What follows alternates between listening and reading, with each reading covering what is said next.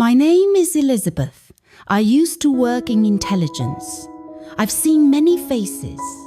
My mind is darker than the night. Highlight moment. In the community lounge, I confront a suspect. The files in my hand are proof of a dirty deal. His face contorted under the light.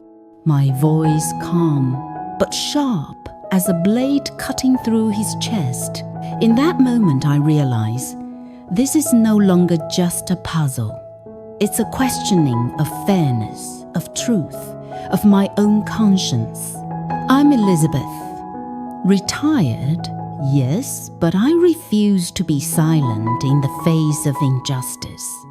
With secrets from the past, with a flame of inquiry, I joined the Thursday Murder Club. Every Thursday, we meet in the old meeting room of the retirement village. Tea aroma hangs in the air. We discuss forgotten cases. The woman falling 57 years ago, an old photograph, a blood stain unresolved. They haunt like ghosts.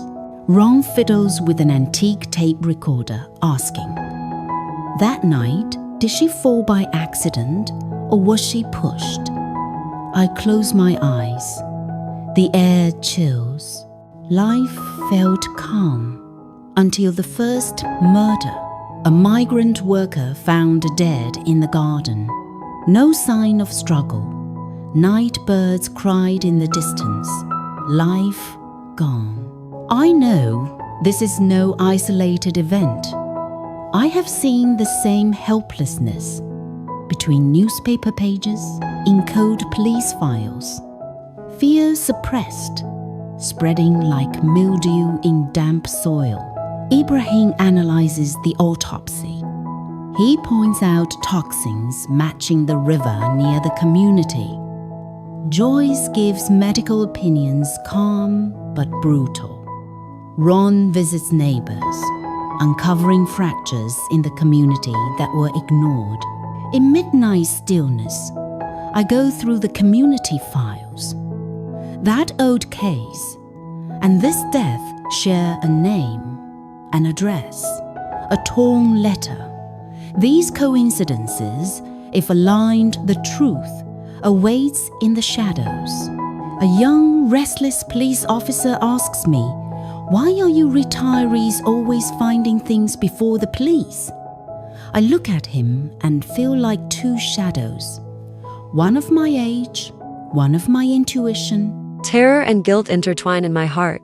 Every murder reminds me of the woman who fell in 1973. If she was wrongly judged, if her family still suffers, if truth is buried in dust, I cannot rest. Together with the club I act. Ibrahim checks toxicology. Joyce visits dying patients and staff.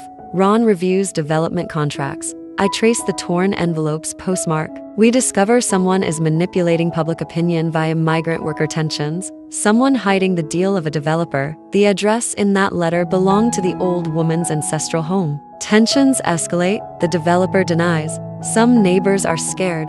The police, stuck in bureaucracy, hesitate. Someone wants to make me the scapegoat. I know I must fight. In a midnight break-in at the old house, I push through the door, dust swirling. On the floor lies the old photo, the smiling face of the fallen woman stepped on.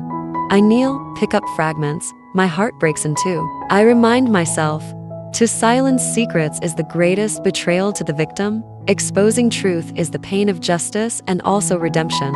The final act arrives, the migrant's death, the old case, the torn envelope's address, the developer's scheme, the exploited worker's secret, all interwoven. I present the evidence to the community meeting. Every contract, every testimony, every piece of photo fragment. I see fear, I see hope. My voice echoes in the hall. Some are arrested, some apologize, others weep alone in the night. Justice is not perfect, but it's stronger than silence. At the end, I return to the old house, sitting by the window, looking at the address in the torn envelope's postmark.